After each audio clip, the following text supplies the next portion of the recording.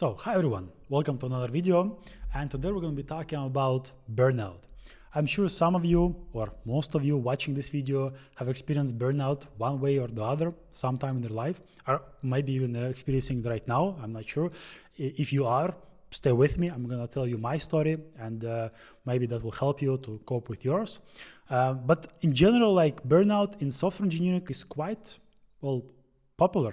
It's not popular in a good way, but it happens quite a lot because the industry is demanding. We have deadlines, we have features to build, we have meetings to attend, we have uncertainty, well, a lot of uncertainty when building based on vague requirements.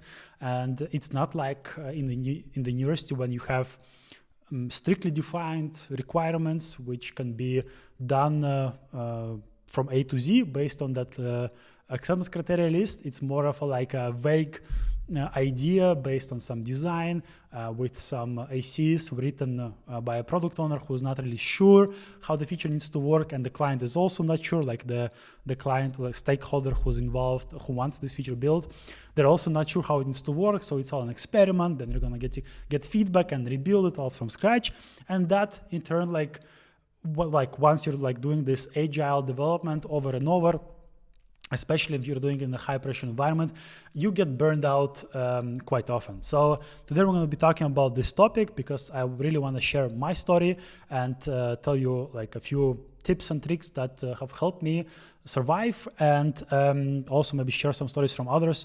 And in the end, I think this is an important topic to talk about because I think also in general, the mental health stuff, I think you've seen one of my videos already where I talk about mental health in software engineering, panic attacks and anxiety. We don't really talk much about mental health, and I think that's wrong. We should be open about, we should be helping everyone understand what's happening, because there are some people who are like, burnout, me, never, I'm just tired. It's just been like a crazy week, month, year, 5 years. I've been just waking up tired, dreading to open my computer every day, and I'm just tired. Forget it. That has nothing to do with burnout. So there are these kinds of people who are not aware that they're burning out. So that's why maybe I'll help you understand that you're already at a stage where you need to stop and rest. So let's start with the video. Let's start with the content. So I'm going to tell you my story. It all happened a long time ago. I don't remember exactly how many years, maybe 5 to 7 years. So I got burnt out. I took on too many responsibilities at once. I had to deal with a lot of uncertainty, with a lot of promises made by other people, which we had to deliver, and that kind of broke me in some sense. And from that, I kind of got more anxious, and I also got burnt out. And it was a heavy negative impact on my life, because every time I wanted to work, I went to work, I felt this gut-wrenching feeling that it was a physical sensation that I was doing something wrong. So nothing started to bring joy to me. Even I was having fun building side projects back then, and then those stopped bringing me any joy. And the work that I usually loved also was again, I was dreading opening up my laptop. I was every email that came was a source of anxiety for me. I was always this a guitar string, which is way tight. And any ticket, any issue, any email, any meeting was something that could bring me over the top, and I would get panic attacks and stuff. So that's already a very bad burnout. So if you're already having panic attacks with during your work days related to your work, or in the evening you cannot really relax, you feel something is wrong, or you have this sense of you need to be doing something, it's already slow down. This is bad. These are bad signs. These are already burnout signs. So first of all, relax, take it easy, and follow my advice that I'm going to be giving out later. Actually, I'm not going to be giving out any advice. I'm just going to be talking about things that work for me and that might also work for you, because again, not a doctor, I have zero experience in medical stuff. So I'm just going to be talking about stuff that helped me survive through those times. And I was mostly exhausted all the days. Every day felt like a challenge to get out of the bed. And I stopped doing sports. I stopped doing mostly anything. I had I worked and then I just did nothing. I woke up and I just work, and I was just like this in constant mode of working, which eventually like even made my burnout even worse, because I never took vacations. I mean, like I took like very little vacations because again, I had stuff to deliver, and I did not really understand that work and like material things are like, they're not really that important. I'm gonna talk about that later. But for now, let's talk about what is burnout. So the burnout is a state where you start doing something and then eventually you get bombarded with stress, you get overwhelmed, and you get overwhelmed for long periods of time. And at that moment, your body kind of adapts to your stress and it starts to conserve energy. Again, not a doctor, only telling you about how it was for me. So for me, it was like this feeling of like I started doing more fun stuff. It was exciting at first, so many responsibilities, so many different things that I had to do. So I was expanding my comfort zone by leaps and bounds. Again, crazy. And eventually I was overwhelmed by this, and this overwhelmed state has took a long time to like, it stayed with me for a long time. So my body got adjusted. I was in constant stress, and my body was, well, constantly responding to the stress. And as you might know, stress costs our energy. So in the end, I was like using up my energy for dealing with stress, and that means I had zero energy for anything else other than work, because like I assumed like I cannot take a vacation because otherwise the business is going to go down. So bad assumption, by the way.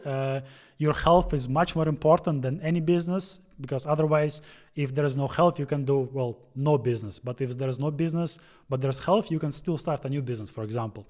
So, but back to that time when I felt overwhelmed. So I had this constant state of stress, which eventually led to this physical symptoms of lack of energy, constant lack of energy. I did not want to do anything. I did not want to, well, again, it was more of like me without any desire to get out of my apartment, zero desire to like, I got invitations from friends to go somewhere, but I declined them because again, I had zero desire to do anything other than what I must, and the thing that I thought I must is the work part. So again, if you're feeling any of the symptoms that I've described, acknowledge the problem. You are burnt out. So keep that in mind. Please start Googling already, maybe some psychotherapists in your local area. Talk with them. They're a great source of help, especially with burnt out victims. Like, again, yes, we are victims of a burnout, I would say. So what worked for me? So for me, it was more of like acknowledging that, first of all, burnout is not really a weakness. So I had this idea that a leader, like a technical leadership, someone in tech leadership position, the CTO, like VP of engineering, whatever, like they always need to be 100%. So they also always need to be giving 100% and always in a position where they're full of energy. And I thought that accepting my burnout will be accepting defeat. It's more of a like has to do with how I was brought up. Any weakness is bad. So I had to like really push myself to acknowledge that I have this problem of being burnt out. I cannot just like continue doing work with this huge gaping hole where my joy was, where my happiness was, and this could not go any longer. So I started, like the first step for me was acknowledging that there was an issue. So I had to, first of all, sit down and say, yes, I am burnt out. So what are the next steps that I need to do? So second thing that I did is like I started separating work from life. So back then, my whole life was, or work, life, actually, they were a symbiosis. My whole day was my work, and that kind of helped me to not get distracted with other things, for example, life. So like I assumed by working more, I would not be seeing how bad my life outside of work was. So that was my second point. So like really like slowing down and really separating my work and life by, I don't know, like first, like I also turned off my notifications on my phone. After 7, I had like in general, I lessened my daily notifications, and then after 7 or 6 o'clock I had well, like do not disturb mode on, so I was never really distracted, and I started reading my emails only in the morning, and this kind of brought kind of control to my life, which also helped a lot with like dealing with burnout, because again, some structure helped me a lot to bring the joy back into my life. And the third thing that I started doing, I started going for walks, long walks. And I started doing them quite a lot during the day, like 20 minutes there, 30 minutes here, and like after a meeting, I just go like out for a walk. After another meeting, I go another walk. Basically, like to just like wind down, like accept that there's like nature around me. There's more outside of my MacBook, that the world is quite beautiful if you're not looking at the world through the monitor. And I started accepting that there's more to the world rather than just being constantly consumed by work and trying to, well, build something for yourself in the digital world. So again, I'm not saying this is going to work for you. For me, the walks worked because I was having fun with them. I enjoyed every step that I took, because again, I was like, I could meditate, I could breathe in, breathe out slowly. I slowed myself down during the day, and it worked for me. The next thing that I stopped doing is I stopped really thinking these abstract things that I think you should also stop doing. So we all have these abstract goals in our mind. So for example, I want to be the best developer. I want to make $1 billion, and I want to be like Elon Musk. I want to live in Italy on the coast or whatever. So we all have these like vague ideas or where we want to be, and I figured out that those vague concepts that I'm unrealistically setting myself up for. For example, making $1 billion. That's so vague. That's nothing. There's nothing concrete in that thought. And myself thought, okay, I'm not a billionaire, so that means it's a negative emotion. So that also one thing that contributes to your burnout, where you start comparing yourself to like you not achieving things, abstract things. They're not like tangible goals that you're setting for yourself. They're your daydreaming goals where you think, okay, I want to be on the moon in a year. It's like it's not tangible. That's not an achievable goal. So I started catching myself whenever I thought about this huge thing, being like Elon Musk, like starting several companies. It's all vague. It's all daydreaming. You need to separate yourself from daydreaming. Daydreaming is fine, but like do not like associate your identity with those dreams, because if you start doing that, you're gonna get burnt out based on not achieving those things. So keep that in mind. When daydreaming, it can get bad and drive you, well, not insane, but like it's gonna give you negative emotions because you're not there where you think theoretically you need to be. Second thing that I did, also kind of related to the burnout, I started lowering my ambitions. So I think being the best developer is an abstract idea. Being a billionaire is kind of less abstract, but still kind of far away, and not really a goal, but more like an idea.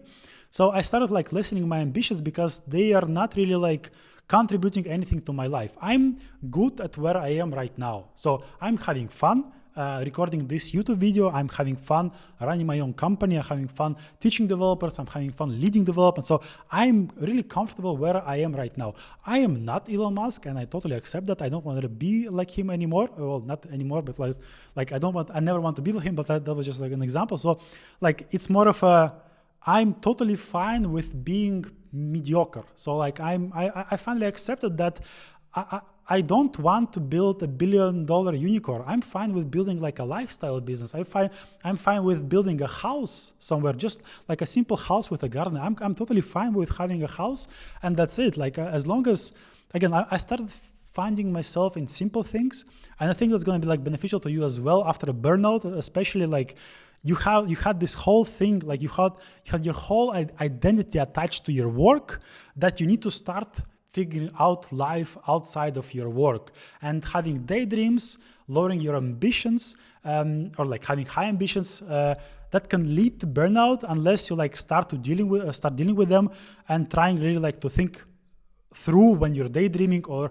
thinking through when you're setting yourself goals. So for example, don't set your goals like, I want to become the next Jeff Bezos. That's totally unrealistic, and you don't have to shoot for the stars. You should be fine to take things one step at a time as part of your journey, like in a sustainable way that can eventually lead to some prosperity down the road, but you should be also having fun, like enjoying the journey while you're at it. So think about it. So you're part of a journey. You right now sitting there watching this video, you are on your journey. It's not ending tomorrow. It's not ending the day after tomorrow, not in a week. It's going to be ending sometime in 5 years, but this is all part of the journey. When you're in 5 years looking back at this moment, you should be like your thought is going to be like, oh shit, I wish I would be there again, like sitting where you are sitting right now. Because again, when you're older, one thing you want to come back to is time. Because like nobody on their deathbed is going to be like saying, okay, I'm really sorry that I did not work enough. No, like they will be like, oh, I had so much time back then, but I did not like enjoy it. I did not enjoy the journey that I was having. Like even if you made like $100 billion, imagine like in 50 years, like when you're going to be like, I don't know, like 70, 80, you have $100 billion. What will they give you? Nothing. The only thing that you have right now and that you should focus on right now is your journey. Like as a software engineer, you're building something. You're building something here, building something there. Enjoy that. Try to like focus on like sustainably. I'm not talking about like running around and building something here and there, just like at an unmaintainable pace. Like do it as part of your journey. Think of every day as, yeah, this is my story. I'm writing my story. I'm just building. I'm going to work today. I'm going to enjoy my day.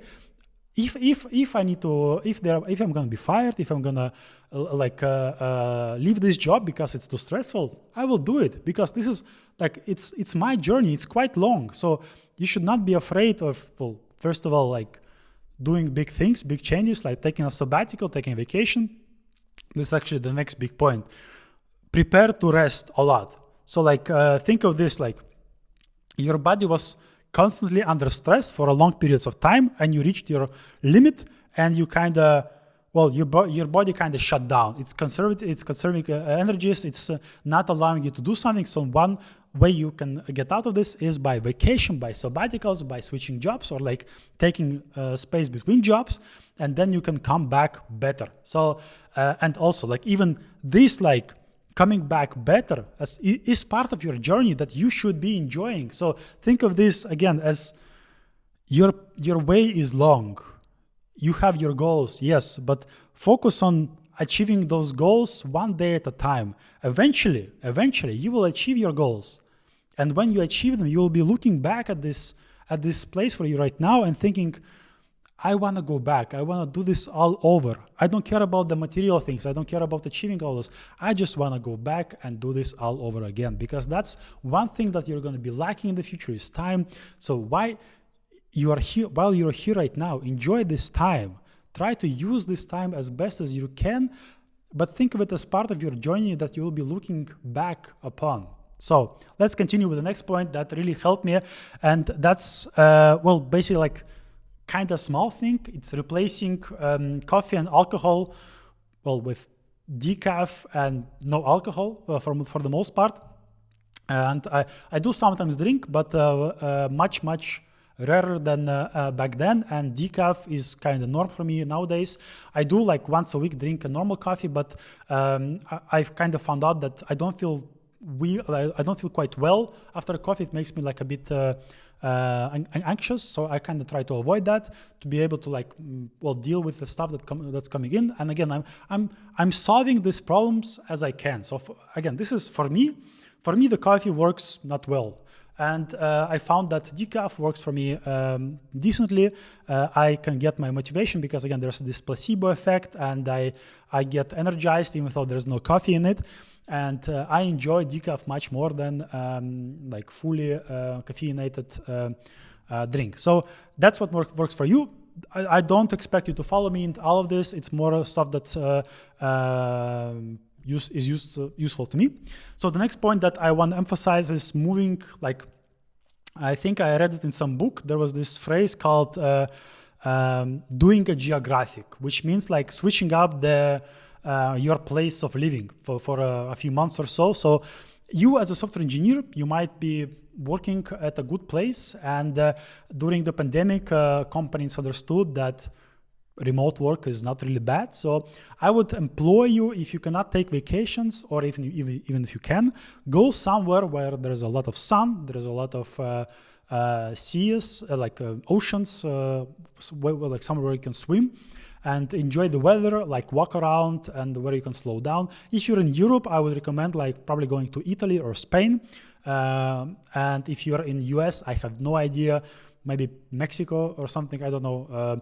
But basically, like, go somewhere where it's warm and there's a lot of plants, trees, and a lot of water. So that will help you a lot to like slow down, change your environment, change the environment where your body got used to stress to something different.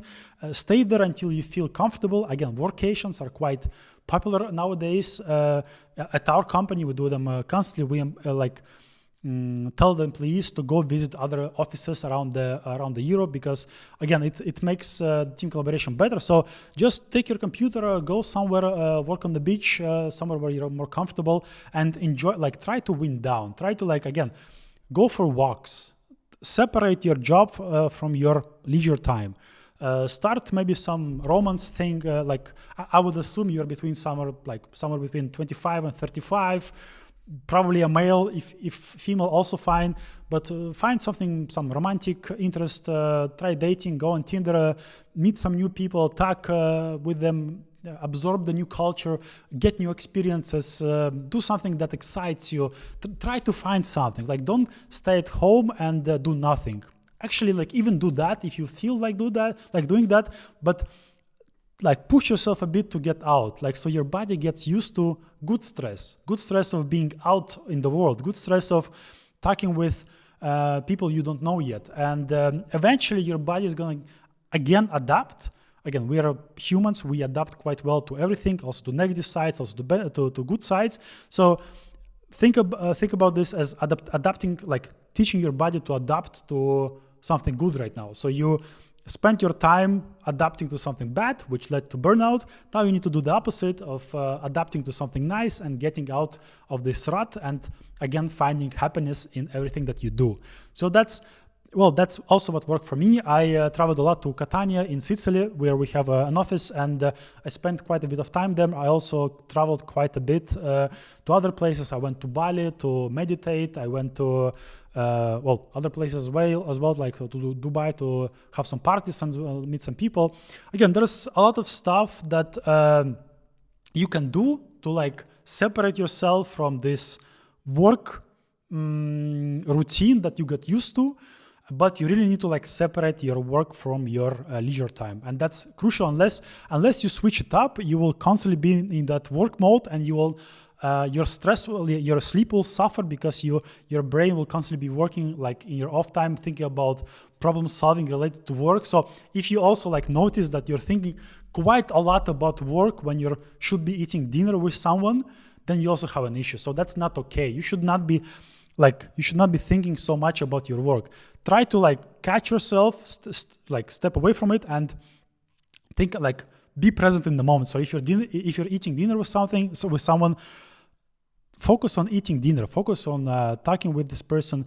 Focus really on something that's happening here and not back there at work. One of the things that I learned to do is saying no, and this is quite important. I think a lot of software engineers are this kind of like soft people. They're not used to saying no to like, if someone asks you an estimate, you'll probably give them.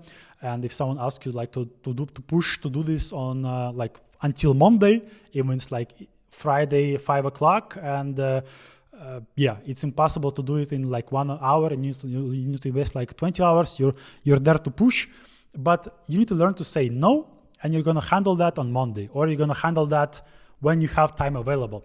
Start by saying no to small things, then move on to bigger things. Again, I'm not saying you should not be saying no to everything. You should be saying no when you're doing something important and you don't have time to take it in right now. Say no whatever happens, but you show your position, you show that at this moment you're not capable of handling this. You will handle this at your next open slot, which is probably maybe Thursday at 10 o'clock or whatever. So manage your time better, say no, so that your timeline is kind of consistent, where you work like the same amount of time during the same periods of time, and nothing on the weekends.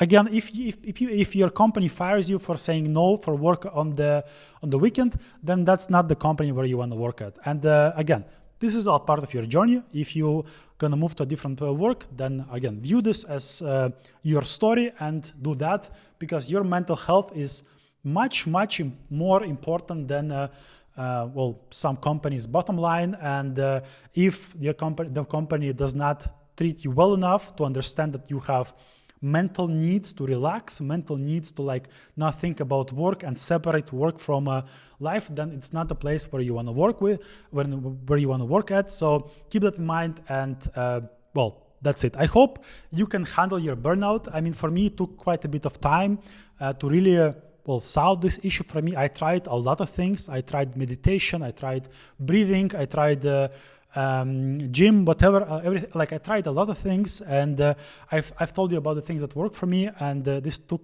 like me quite a long time. I think over 3 years until I was back to normal, so to speak, back to normal levels, or like adequate levels, and then another few years to like really get back to my level of where I was enjoying what I do.